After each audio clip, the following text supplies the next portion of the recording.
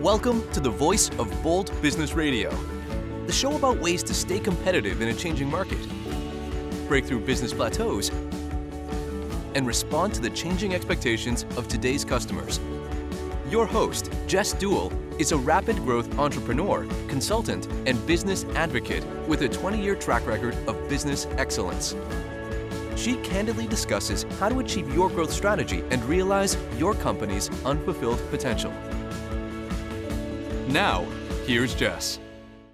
Wow, it's Tuesday. It's January 8th. It is the second show of 2019, and we are back to where we've got what we need to be doing. We know where we are going, and now it is not only taking purposeful action every single day, it is also figuring out how to continue to be inspired, to know where we need to know where we need to go, what we need to know, and then go get it.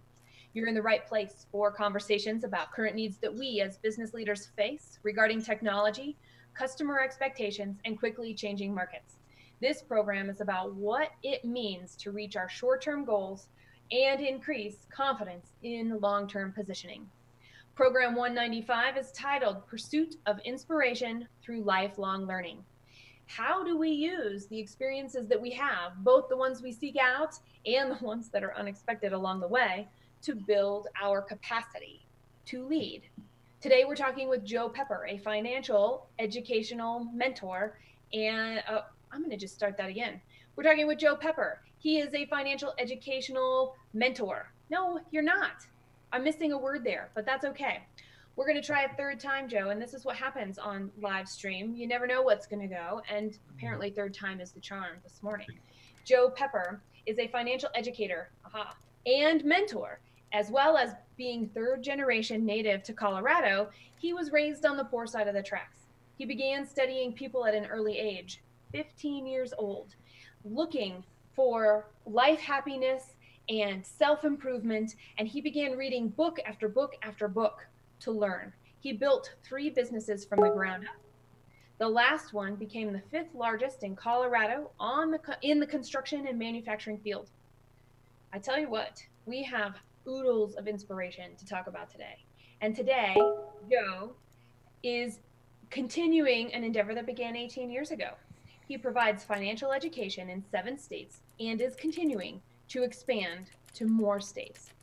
Now, financial literacy is incredibly important. And what I know Joe has learned here and there from all of our conversations is that there's always more to learn. Right, Joe? Amen. Indeed. Yeah. And I know that as we were preparing for this show, we've got a lot that we could cover, and it was really interesting to narrow down. And where I thought we would start today is, first, we really ought to define lifelong learner and what that means and how we attain that self-imposed, self-actualized status. Well, that being said, Jess, thank you very much for the privilege of being on this show with you. This is a new endeavor and fun. And, what does it mean to be a lifelong learner? Honestly, I think that's different for each person. Depending on your life experiences and what you've been through and the pluses and the minuses that we have experienced in our walk here. But I just believe that there's an innate desire for people to be good. You know what I mean? When we have children, we're raising them. We don't have to teach a child how to be bad. They figure that out all on their own. Truth. And so throughout life and everything else, I believe that we have a strong desire to pursue excellence and pursue goodness, which is not the easier route to take, but it is definitely the most rewarding. So lifelong learners, I think it just becomes from a desire of wanting more, betterment of life, not settling for the status quo. Knowing how to define what you want. And unfortunately, I think this is where one of the major first steps that people can take, that the more you can define what you want, the more likely you're going to be able to get there.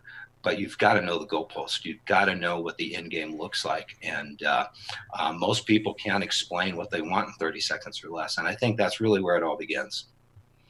That's really a good summary with a lot of places that I could totally take a tangent right now with you. And sticking with the, you know, with the concept that going for the good is not an easy road, and knowing the goalpost to know where you're going, they tend to go hand in hand, because sometimes we don't know where the goalpost is. Sometimes we don't even know what that would look like, and we just start taking action, which is fine as long as we stop to find out, is this actually finding a goalpost that we're working toward, or is this just a journey that we're on to have a journey to be on? And I think there's a big difference in that capacity. So when you think about goalposts, right? So we're lifelong learners. We're in the pursuit of more knowledge. We have things that we are working toward every single day, personally and professionally. How do we know what our goalposts really are? And are they far enough away? I'll share a story with you. Years ago, I had the privilege to meet Neil Armstrong. And his journey to the moon, he was talking to me about it. And he said, 90% of the time on that flight to the moon, we were off track. Oh, how much? Wait, hang on. 90% of the time we were off track. We would have shot right past the moon. If we would have stayed on the same trajectory that we were on, we would have missed it completely. And the whole way there, it was just a series of course corrections that got them to where they wanted to be, which was the goalpost. But sometimes we don't know what those are other than the next 10 feet in front of us. And if you know what the next 10 feet are, go for that. And then course correct. Brilliant. Okay. See, I like that a lot. It resonates really well with me. The word iterate comes up, but even more than iterate may mean you're getting better at something to get to where you're going. And what I hear you saying is to course correct along the way is what can you see, and then stopping to evaluate when you get there what you can see next. Exactly. So that's really neat that you got to meet him. Was he cool? Yeah, it was really neat. He said, "Let me see your cell phone." And it was back with, remember the brick phones, the ones that weighed 10 pounds that made you walk sideways because they were so heavy, right? Remember those things? I do. And I handed him my brick phone. He said, "This phone has 1,000 times more computing power than the Apollo, what was it, 11 that got us to the moon." It's like, are you kidding me? And you made it back alive. Right. So the power of ingenuity of humans and the determination of that. Yeah. And so so we're going to move into like risk taking, because part of lifelong learning is all about risk. Yes. It's about our willingness to be uncomfortable, to be sitting in uncomfortable, and understanding that it's not going to stay that way, but we're going to be there for however long we choose to, or must be there to get the experience that we need. And can we face it? Can we face that? So how do you look at, I'm thinking about like going after a goal, looking for that next promotion, deciding to exit your business, whatever path you're on, when we've got to face something that seems risky, how do you approach risk? Well, first of all, I think you need to recognize that success does not lie in comfort. Okay? Success and comfort are at opposite ends. So being uncomfortable, like you just said, is just knowing you will be. And most often, I believe personally, the more uncomfortable I make myself and push myself into areas where I know I am weak and I need to improve, there lies gold nuggets, and there lies things that are going to help me in the pursuit of my happiness. And I believe that's true throughout, because in life, I think the storm is either right over you and it's dumping on you, right? And it's just pounding you, or the storm's leaving, or the storm's about ready to show up. Be ready. It could be any of the above. Oh, man. But when you're evaluating risk, I think in any business endeavor, when I sit with people that have businesses, I do a risk analysis with them, and I say, okay, what are the risks you're taking? Is there market risk? Is there competition risk? Is there equity risk? Is there capital risk? Is there vacancy risk? I mean, every business has risk. And I think it's just good to know those going in. But beyond that, you just You just have to work and pursue the things that you know are going to get you the best results. This is my, fourth and fifth business. The reason why I had 4 or 5 is because I built myself out of an industry, and those industries I satisfied, and there were no more customers. So the one I'm in now is pretty limitless in that regard. But risk is very important, knowing it and knowing it's going to make you uncomfortable, and being okay with that. Yeah, well, and here's the thing, does it ever get comfortable, right? I am very comfortable taking risks that I know are risks. And apparently people tell me, I can't believe that you're doing that. That is so risky, right? And so it shows the scope of what risk tolerance, risk awareness, what perception of risk is. And so I'm like, oh, wow, I had no idea that was so risky. And then you look at it and it's like, oh, I guess it is. I guess it is. I just feel more confident there. I feel more, this or that. And we all have those. People will, I know you do. Is there something that you didn't think was risky and somebody goes, I can't believe you're doing what you're doing? Of course. Yeah, of course. Jess, I believe that the challenges that we are thrown in life are meant to help us grow. Yes. I'm a musician and have been my entire life, but it doesn't pay very well. So I finance my habit of music through my profession. But most people, there's a statistic out there that 85 to 90% of the songs out there are written in times of valleys or depression. Really? That's right. So if we didn't have times that gave us need or want or desire, we wouldn't have most of the music we listen to today.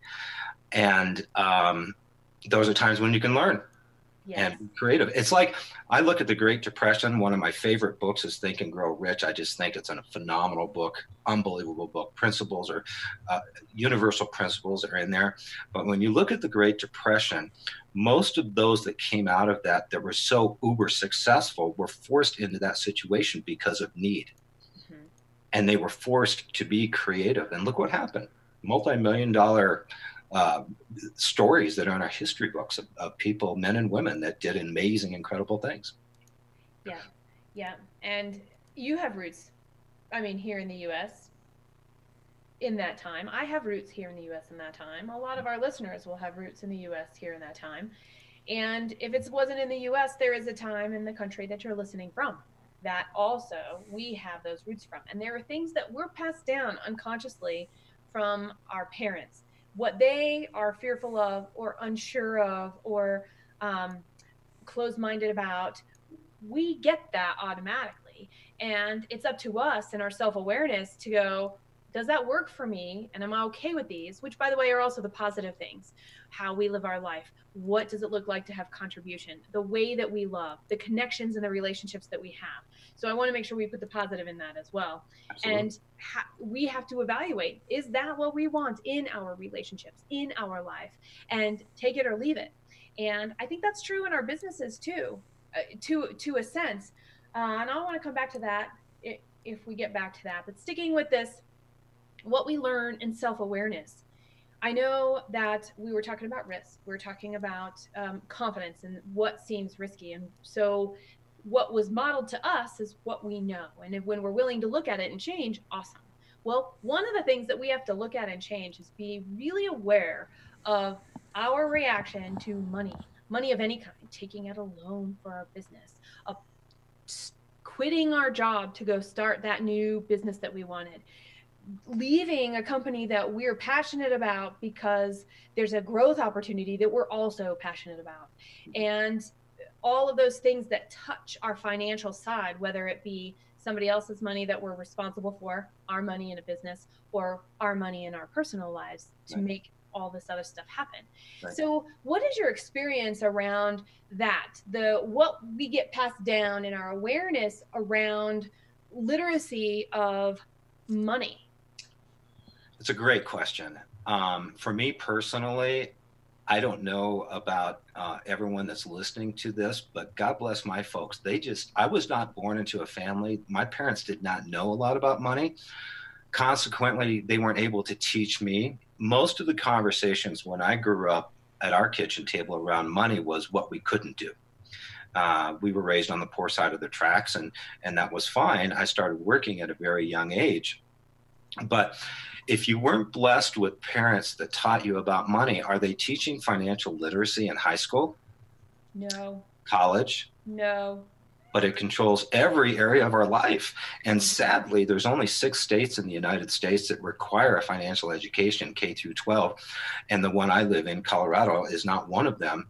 And there are financial principles that used to be in our curriculum prior to 1930. And I've got school books on my shelf at my house that talks about these financial principles. Every single one of them was deliberately moved in the 1930s, and it has not served our country and our families well. And so what I do and what I teach is those principles, because they are liberating. And 8th graders back in pre-1930 knew more about money than our college graduates do today, and that's very unfortunate. Holy cow.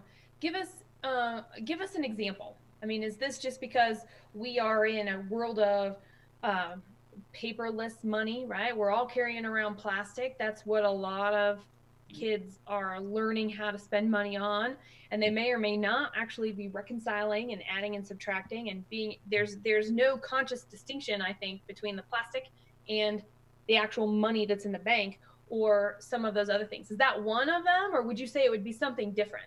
No, I agree with that.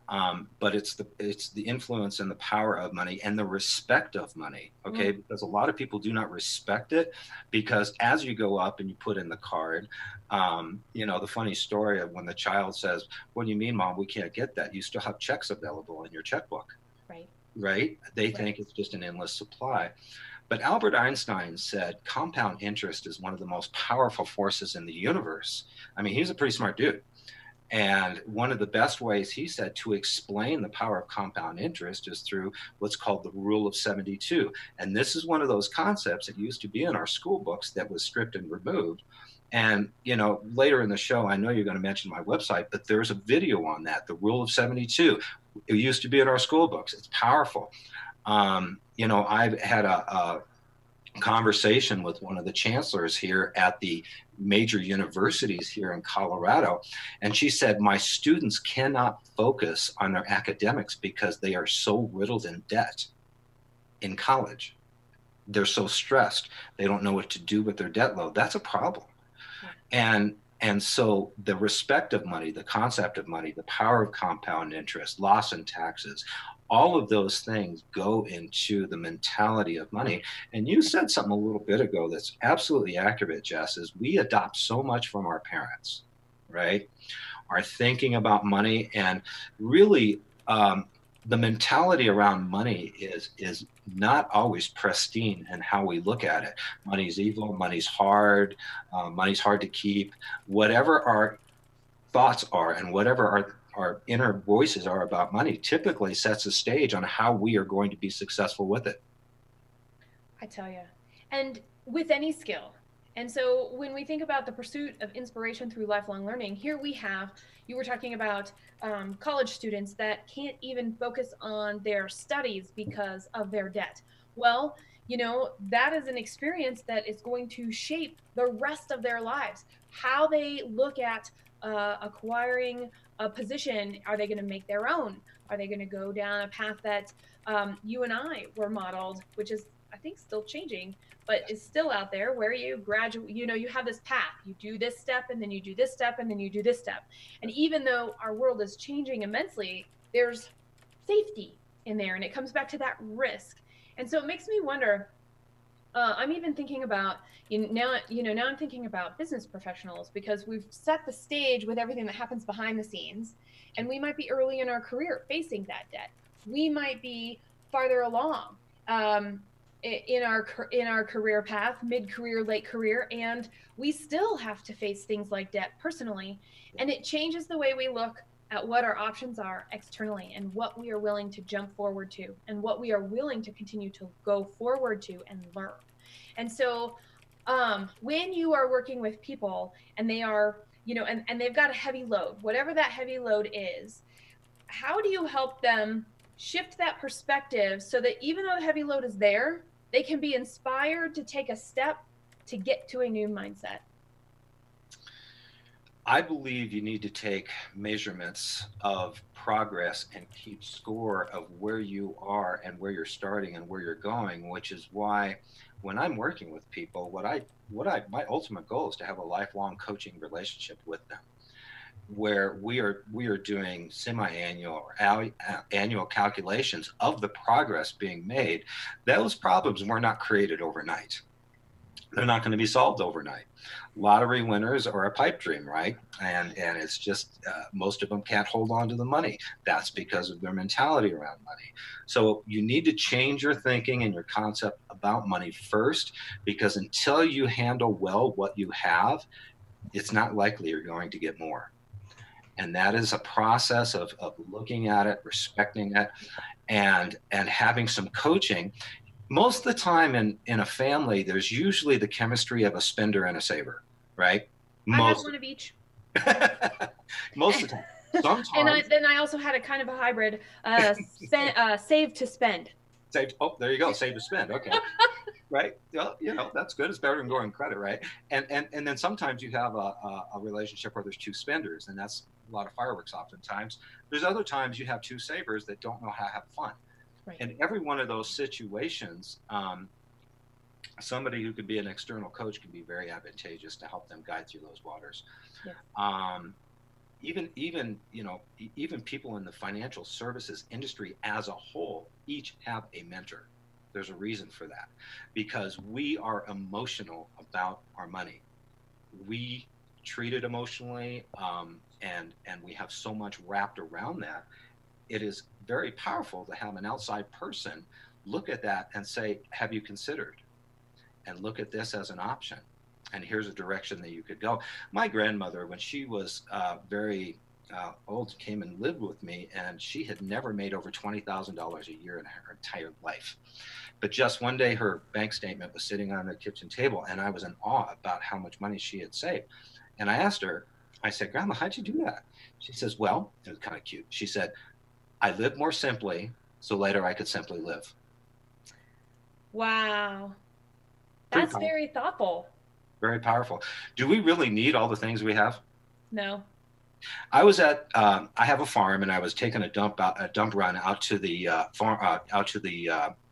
the dump, and the guy next to me came up in a U-Haul, and it was one of the U-Hauls that could tilt up, and all these televisions came out of the back. These big, huge screen TVs were coming out of the back of this U-Haul. And when I talked to him, I said, boy, that's, those are pretty pricey in their day. And he says, you know what the really sad thing is? Most of them are still under financing. No. They're still being paid for. So he runs a TV shop, Exactly. and he sells and finances these televisions, and he's taking them to the dump for people that are still paying for them. So we just really need to think about credit and money, and like what you said, saving to spend. It doesn't matter how much you make. It matters how much you keep, and it matters where you keep it. And it starts early. Okay, so I have a 7-year-old, and sometime in the last 60 days, all these things come up. Are we rich? Everybody at school says their parents are rich. Are we rich? So how's that for an interesting conversation to have? Well, Mom, you said it earlier. We have checks. Isn't there money there? Right? And I'm like, I only checks. And he's like, well, you got that plastic. We got debt. You told us we have this place to go get debt. We can always pay that debt back. So he's understanding some of these things, and how we react and how we respond is going to help him figure out how to think. And then I'm fast forwarding to where I'm at, and the lessons that I've learned around money is that one of them is that I am too trusting. There are times when I've invested in a company that the money basically, it was managed very poorly and the business went under, and there went my investment. I am too trusting sometimes in the relationship of people and potential partners. I had a business partner, and they took all the money and ran, basically embezzlement, right? Business had to shut down. And so I'm like, okay, but is trusting a bad thing? The answer is no. I think there's a lesson to be learned there. And that stuff hasn't happened in about a decade now. So maybe I picked it up even though I can't articulate it. But the point being is there's trust, and then there's trust. And there's experience, and there's integration. And when we've got this, it's interesting because right when we come back from our break, I want to talk about that inflection point of how we are versus what is possible. And then when things happen, how do we actually pull that out? So use hashtag VBB Radio, email us radio@reddirection.com, join in this conversation, and we'll be right back. You're listening to the voice of Bold Business Radio.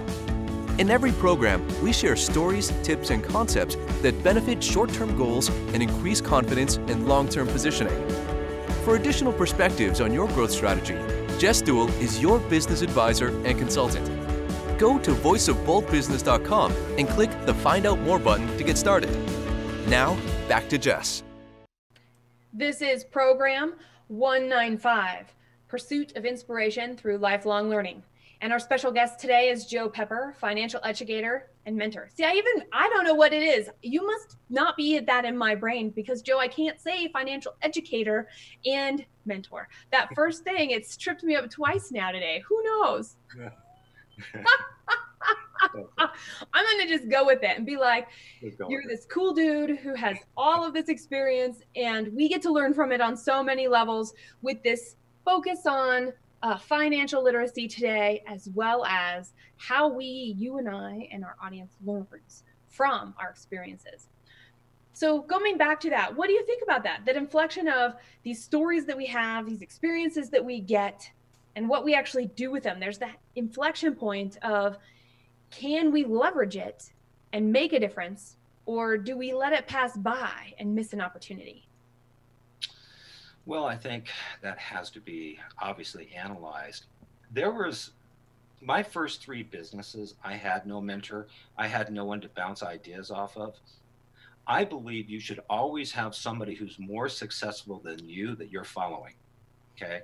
I think that is paramount. Not the same level of you, not as achieved as you are. I think you need to have someone in your life that has tasted success and you bounce ideas off of, so you're not making. I've made some big mistakes in my life with my companies and the different things, but I had no one to talk to about that. And so I think that's really important, Jess. You got to have some. You need to have a trusted someone who is not financially invested in you. Does that make sense? It makes complete sense. And it also, I also think it can't be your family, because your family or your super close friends want to do what's best for you. And of course, that's a protection mechanism from their influence. Right. Yeah. Well, and here's the thing. Family will always take the opposite side. I love that. That's their job. Tell us more about that. I'm like, I don't think I've ever heard it put quite that way, Joe. If you go interview with a company and they say, oh, I just interviewed with a company that said I can work, 30 hours a week and I make $100,000 part-time. What's your family going to say? Right? Yeah. They're going to say, run. Yeah. It can't be true. It's not true. But what if you went to your family and said, okay, I interviewed with a company that said I can make $100,000 part-time working 30 hours a week, and they said I'm not good enough, I don't qualify. They're going to say, of course you're good enough. You do qualify. Come on. Give me their number. We're going to go beat them up. Exactly. Right? So exactly. So with family, just expect they're going to, and that's what they love you. That's what they're doing. They're just trying to protect you. Which is fair. And we need to, and when we realize that, there is no bad feelings that can come from that. No. We're receiving their love and the way that they can give it to us. And sometimes it's in line with what we think love is, and sometimes it's not. Which, by the way, going all the way back to the very beginning, the kids are good and they figure out how to be bad. I think that's there too. I think it's really there too. And that's where my trust is. I go back to that. Everybody, there's good in everybody. Good in everybody. And when you find that, that's great. Here we have a couple of audience questions. Some of these have come by email. Some of these are using hashtag VBB Radio. The first one is from Marty. What are resources where we can find materials that, as business people and for our kids too, can help us with our financial literacy? Well, my website has a pretty exhaustive resource. It also gives many documentation of Gallup studies and things like that. I think that if you just read some of the things that have to do with those that have been, I read about coaches and I read about people that have been successful. When you put your head inside of a book of somebody who's achieved that success, I think you're going to glean things from it. So as Jess said, I've been reading self-improvement books since I was very young, when I was 15. I didn't know what right was. I didn't know what good was. I had to find that out for myself. And there's plenty of resources out there, if I'm answering your question. You are. This is exactly perfect. We actually have another one about kids and stuff too. So keep going. Sure, absolutely. Well, okay. Did you want to say another question, or? Yeah, here it is. Okay, so we're going to just stick on this roll. Okay. This is from Scott. Can you describe the financial differences for a 19-year-old today who is financially savvy with one who isn't and doesn't care so same time, different age, at 35 or 65? I think I got that right. Let me reread this. Isn't. Yeah, okay. A 19-year-old today who is financially savvy with one who isn't and doesn't care, and they are 35 and they are 65. 35 and 65 compared to the 19-year-old. So the 35 and the 65 are not financially savvy, but the 19-year-old is? Yeah, that's what I'm reading. Okay. Scott, great question. I'm going to pop in. Thanks. I thought it was you, Scott, but I didn't want to just assume. Okay. For those listening or watching, I'm the technical person in the background, and I have a 19-year-old, and I'm worried that he doesn't care about financing. You know, he doesn't care about being financially literate, but he is sharp as a whip.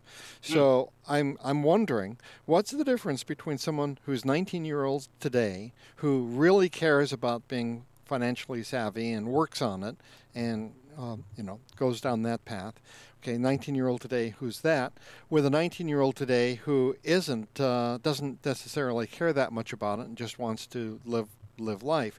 What's the difference at their age at 35 between the two? And then what's the difference between those two people when they actually attain the age of, say, 65? In other words, midlife and then towards the end of life. Oh, so the trajectory that goes like this. I'm 19 and I have two paths: literacy, or caring about being literate in my finances, or not really caring.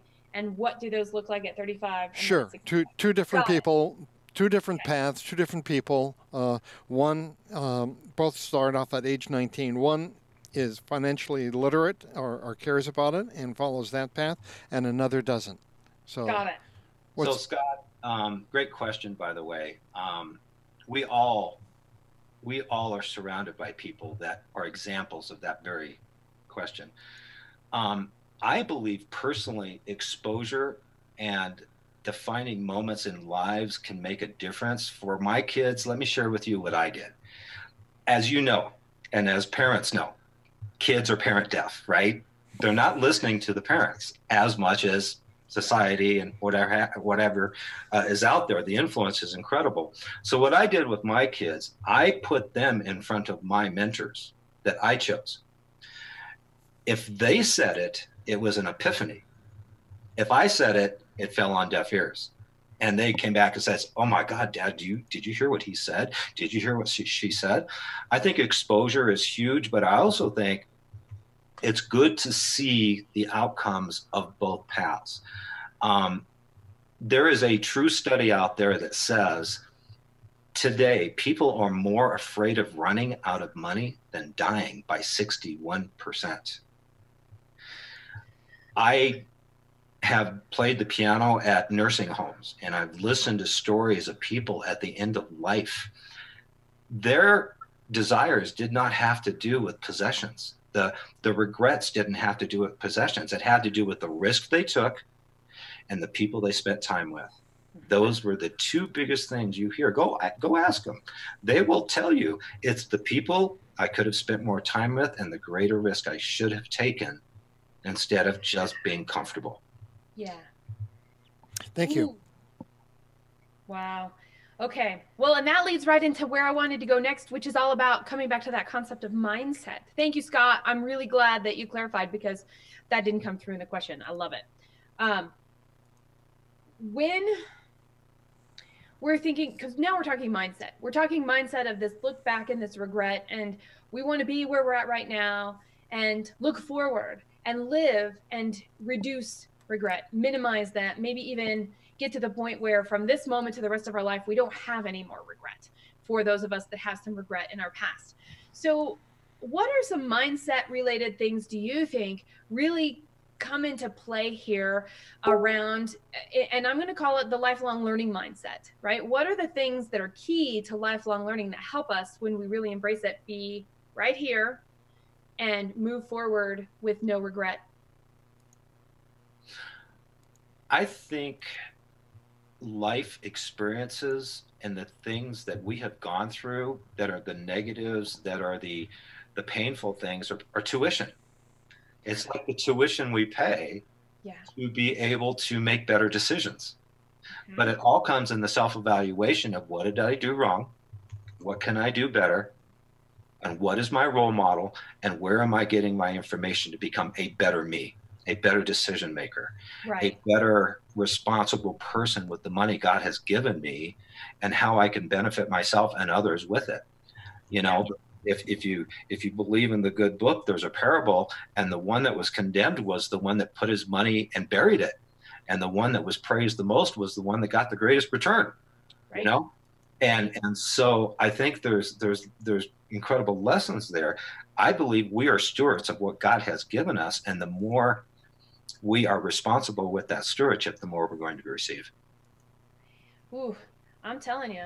Thank you for saying that, because, you know, right before the show, we were talking about how big I'm stretching this year. And it's only January 8th. And it's going to continue to expand and maybe feel like compression at the same time, all the way through the first quarter, maybe the second quarter.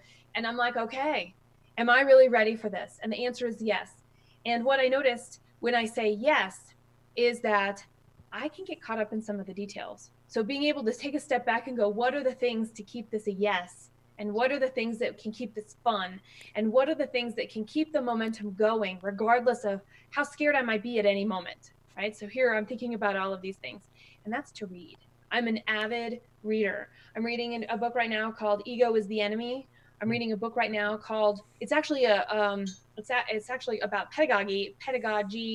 I don't think I'm saying that right, about student learned, right? So when we're setting up things as coaches or as mentors within our organization, or Girl Scout and Boy Scout leaders for that matter, whatever role we have, how do we show up to learn and the learner show up to learn, right? The teacher learns and the learner learns, and it grows together. So I find that concept fascinating. And I think I asked a question in there, but I can't remember what it was, Joe. Well, you know, Jess, here's the thing. And I believe the world is starving for leadership. Yes. We need more leaders. I mean, leaders that can get results. Leaders that can get results, leaders that are reading, leaders that are wanting. I believe the reason why most people don't get more out of life is because they don't ask for it. Right. When we're kids, when you have kids, how prolific are they at asking questions? They never stop. Yeah, right. There's recoil when you think about it. Have you ever watched another parent and the kids are just, can I have it? Can I have it? Can I have it? And you see the parent break down. Fine. Yep, that's right. Got it. That was an exercise of training the parent. Yes. But then, okay, so here's a question I like to ask. When you were graduating high school, what was your outlook of the world? Oh, okay. So my outlook of the world was, thank God, here I go. I know that I will be watched over, and anything that happens, I can always go home. Did you feel like the world was an opportunity? Yes. And I think it felt like an opportunity because, okay, how can I say this? Because I am who I am today because of my family, but I always was like, this is, I can't live this way. Sure. And so it was the love-hate of, this really does not work for me, and I can't wait because I know there's something out there that will work for me. I just have to figure out who me is. Amen. Here I go.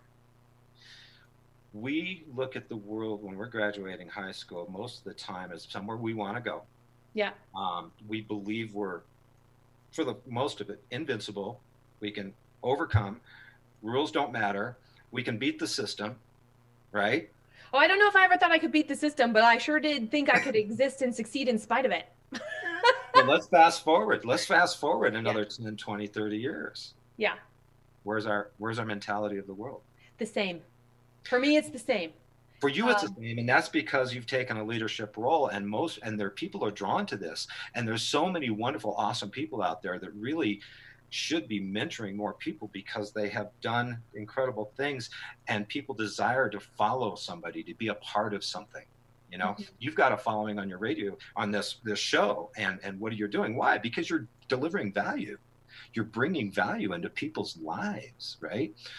But so many, when you have the kids and you have the debt and you have this and that and the heaviness, and then it's, well, why get a bigger house, right? You just have to clean it.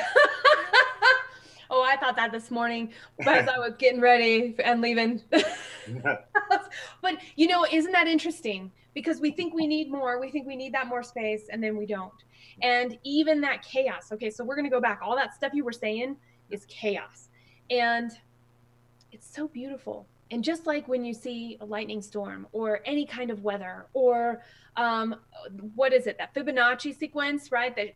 And the thing that shows up in nature, like in the spirals of the shell and all of that, it comes from chaos. Right. And stars are created from chaos. And if everything is made from stardust, how cool is it that we got chaos going on all the time? Yeah. And I'm saying that, and I honestly mean it. How cool is it? Right. Because we do get a chance to learn from that when we choose to look at it that way. And you're right. It's easy to go, again, I'm so tired. I can't fit that in. When I say no, it's just because I'm spread too thin, without a second look at the reason behind those, right? Right. You know, when we're babies and we're born, we're only born with two fears. We have a fear of falling, and we have a fear of loud noises. That's it. That's the only thing we're born with. Mm-hmm. Every other fear in our lives, we adopt through our experiences, through something that hurt, something we observed that we didn't want to experience, some kind of negativity, whatever it might be. And not one of them are based in reality. It's true. And our lizard brain, right? So now they talked about this for decades. Our lizard brain was wired to remember the bad, so we avoid the bad in the future. And that really hurts us when we think something, right, between our ears, we've decided it was bad, and now we're going to be programmed to automatically avoid it. Exactly. What if you could get to the other side of that? What if you could live, for the most part, a fear-free life? There is good fear and there's bad fear. Of course. Mean, if you're not in fear of running that red light, you're going to get clobbered, right? So that's good fear. So you got to have something. But the unhealthy fear in our life debilitates us. It handicaps us. And I really believe, through my experiences and what I have learned, is reset out of those valleys as fast as you can. Because on the other side of that experience is nuggets that you can apply to your life and learn and be just a better person. My recall time over the years has been reduced, and there were years it took me too long to recall, you know, and to pull out of those experiences. But I learned so much, and I've learned to face my fears, because you know what? At the end of the day, I just want to be as a life of the least regrets as possible. Yes. So, you know, what if you can get, what does the perfect you look like? Oh, that's a great question. What is that person? If you got to meet the perfect you, would you recognize 50% of them? Would you recognize 70% of them?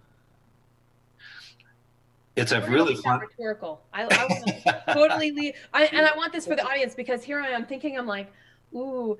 And if I don't want to influence anything that somebody else might be thinking by what I say. Because it's at least at this moment. There are times it's been low in the recent past and before. So I think this is kind of an interesting ongoing evolution of what's going on around us, and do we see, you know, how much do we see in ourselves? And does that change based off of our perception of the stress or the fear that goes with it? Absolutely. Absolutely. It's a perception of how we see ourselves. I believe the reason why it says you love your neighbor as yourself is because you got to love yourself first, or you don't have a pot to pull from. Yeah. Yeah. Love yourself. And the other thing is, Yeah. forgive yourself. Insanity is trying to change the past. You can't do it. Right. Don't dwell on it. That's right. That was your tuition. You already paid it. It's not, Use it. Oh, that's great. Forgiveness. That's a fabulous skill that we need in general. And I think definitely for ourselves, men and women of every age. It's okay. Forgive yourself. And yeah. We've got another question here. Sure. This is an audience. Here's another question. And I took their name out when I put it in our spreadsheet. So that's my bad. So let's see. Okay. Learning is hard and it takes time. Not to mention it takes motivation to do it. And then there's the consistency of it. Right. This is from Jane. Right. How do you find the motivation to keep learning? I believe you have to know your why. What is your why? What drives you? And it's not going to be typically material things. These are faces of people that are in your lives. It could be your parents, your children, your grandkids. What legacy do you want to leave for them? What do you want to do for them? If you understand your why and let that become your motivator, it's easier for you to get out of bed 30 minutes early and say, I'm going to role play this movie of my mind of where I'm going to be 12 months from now or 90 days from now. And look at it. I have dream boards on the walls of my life in the future. And I look at them every day I wake up. I look at the dream board. It's in front of my face. Whatever you focus on will get bigger, negative or positive. All right. And I want to know what makes it bold. What makes it bold in your experience to actually intentionally pursue lifelong learning? If you knew the rewards that were waiting for you at the end of you being bold, right? If you were the best you would astound yourself. You would astound yourself. What does perfect us look like? Be bold. You know what? What do you have to lose? Right? I mean, don't worry about the approval of others. Love yourself, forgive yourself. Go out and do something extraordinary with your life. And money evolves around everything we do, but when you do extraordinary things with your life, you become that attraction. We've all heard about the law of attraction, right? When you walk into a room and you've got that vibrant person that's just vibrating at that higher level, everybody wants to talk to them. Is that you? Is that us? Can it be? Of course it can. And just be bold, just do it. What do you have to lose? You heard it here. On the Voice of Bold Business, Joe Pepper, financial educator and mentor, helping us not only take a look at what we're doing, but taking another look today at lifelong learning and the types of questions, the types of information that we can use and bring that in to become who we already are and more, and who we can become that we don't even know is possible yet and is possible. This is the Voice of Bold Business Radio, and it's program 195. You'll find all of the program notes, links to Joe's website, the book to some videos, and the book he mentioned, Think and Grow Rich, will all appear later this afternoon at voiceofboldbusiness.com/P195. That's voiceofboldbusiness.com/P195. Now, keep this conversation going. It's up to you. Hashtag VBB Radio. Email radio@reddirection.com. The point of this is to lead effectively. Your voice matters, and it's through sharing, integrating experiences of others that we can lead with the results we want and make the difference and feel full and complete in ourselves and know that we're inviting others to do the same. Rate this program today on iHeartRadio, iTunes, YouTube, wherever you are listening to this. Give us a rating. Share using hashtag VBB Radio. What did you take away? What's an experience you had? What popped up for you as you were listening to Joe speak throughout the program? And we're going to leave you with this question today. How do you pursue inspiration through lifelong learning? The voice of Bold Business Radio gives you insights about how to achieve your company's growth strategy. When you aren't seeing the growth results you want, it's time to get an outside perspective. To discuss your specific situation around growth strategy, work with us. Visit voiceofboldbusiness.com and click Find Out More. Special thanks to the Scott Treatment for technical production. Thank you for joining us.